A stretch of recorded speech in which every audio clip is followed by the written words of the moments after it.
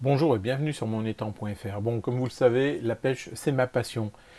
Et l'été, je continue de pratiquer cette passion, même les étés pluvieux, comme celui de cette année, où le mois de juillet a été véritablement pourri.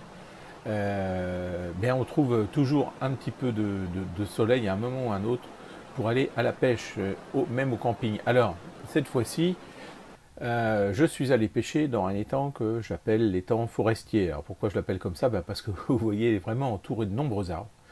Et par rapport à la gravière où je suis allé pêcher quelques jours avant, la couleur de l'eau est totalement différente. C'est un étang moins profond, c'est un étang où l'eau est beaucoup plus chaude et où on va pratiquer une pêche sensiblement équivalente à celle que j'ai pratiquée la semaine d'avant, enfin quelques jours avant. C'est-à-dire que je vais pêcher le vif, hein, le gardon, et puis je vais en profiter pour essayer de voir s'il n'y aurait pas quelques carnassiers qui tourneraient autour du plan de pêche que j'aurais préparé. Alors, j'en ai profité aussi pour pêcher la carpe, parce que je sais que dans cet étang-là, il y a des carpes assez costauds, mais elles sont très très compliquées à pêcher.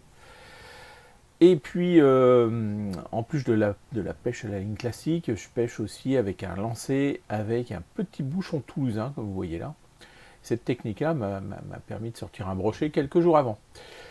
Alors, avant de faire quelques vifs, là, au niveau du bouchon toulousain, j'avais mis des vers de terreau qui m'ont permis de sortir quelques gardons plutôt sympas. Mais c'était pas le genre de pêche que j'avais décidé de pratiquer avec cette ligne-là, hein, comme je vous le disais, plutôt quelques carnassiers, hein, je voudrais choper avec, je voudrais attraper avec cette ligne. Voilà, un beau petit gardon en tout cas. Et puis j'ai bien fait d'insister, hein, parce que sur mon coup de pêche, j'avais vu les chasses. De toute façon, de temps en temps, ça arrêtait de mordre, hein, signe qu'il y avait un carnassier qui était dans le secteur. Et en guise de carnassier, j'ai sorti quand même une très très belle anguille, hein. Une anguille qui faisait environ 1 mètre. Vraiment une belle anguille. Ça faisait un petit moment que j'avais pas pêché ce genre de poisson-là. J'étais vraiment très très satisfait de l'avoir pris. Je l'ai pris juste au niveau du coup de pêche, là où j'étais. Et j'ai eu beaucoup de chance parce qu'elle aurait pu s'enrouler dans les branches qu'il y avait dans le fond. Et elle ne l'a pas fait. Alors, j'ai pas eu trop de mal à la décrocher parce qu'elle était piquée au ras du bord de la bouche, de la gueule, là. Et puis, bien entendu, je l'ai remis à l'eau. Voilà. Allez, elle a retrouvé son milieu naturel, elle aussi. Et pour aller se reproduire tranquillement dans la mer des Sargasses plus tard. Et puis, parallèlement, j'avais pêché pas mal de gardons. J'avais pêché quand même une cinquantaine de gardons.